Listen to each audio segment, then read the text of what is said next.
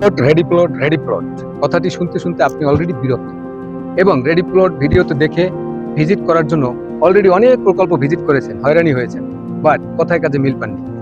কথায় কাজে মিল পাওয়ার জন্য এক্সপ্রেসওয়ের সাথে যদি রেডি প্লট নিতে চান, পানি বিদ্যুৎ সাথে আছে, অলরেডি বাড়িঘরের কাজ চলতেছে, জমিতে সিএস আছে, একক মালিকানা আছে, প্লট সত্যিকার অর্থে রেডি এবং বাড়ি করার উপযুক্ত, পাশে অলরেডি বাড়িঘরের কাজ চলতেছে এবং অসংখ্য প্লট হস্তান্তর হয়েছে, ভরাট হয়েছে অনেক জমি।